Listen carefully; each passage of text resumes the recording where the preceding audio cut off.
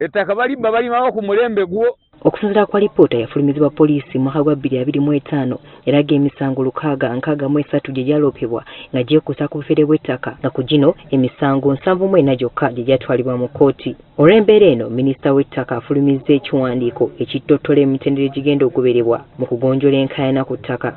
Minisita w'ettaka Judith Nabakooba agamba kino kyakuyamba okugonjoola enkaayana ku ttaka okumanya ekituufu ekirina okugobererwa okwewala okusuka omuguwa. N'ekiwandiiko kyetwagala buli muntu akola ku nsonga ez'ettaka guidelines oba ebintu by'alina okugoberera.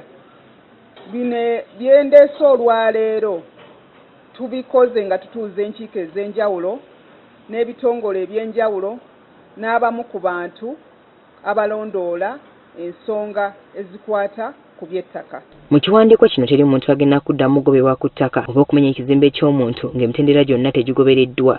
Twogedde nti teri muntu ajja kugobebwa ku ttaka oba ekizimbe okumenyebwa ng'emitendera gy'amateeka tegigobereddwa. Ekibadde kigenda mu maaso emisango giri mu kkooti eno ku ground ebiriyo birala. Bakyali mu kkooti tennaba kusalawo naye eno baleese ebimotoka baagala kugoba bantu eno bali ku ground babagamba tugabane kati ebyo byonna tugamba nti nedda. Era n'abakuumaddembe nabo balambuluddwa bulungi bwe bayingira mu nsonga z'ettaka eziriko enkaayana. Top and coordinated security deployment. Security personnel must not be moved or deployed to influence possession or ownership of disputed land. Nabakooba era akubye ebituli mu ofiisi z'ettaka eziri mu bitundu by'eggwanga eby'enjawulo n'agamba ezimu zagenderwamu kubba bantu. Abantu bangi babadde baguddewo bu offices. Kada so and so onani simanyi onani mbu bakola ku nsonga z'ettaka. Naye ng'akola ku nsonga z'ettaka omulimu gwe buli ajja leeta consultation fee. Ate bw'agenda ku ground n'avuluga. Ngeri y'emu minisita ayimiriza okuddamu kuba ebyapa eby'enjawulo biyite special titles okumala ebbanga lya myezi 3.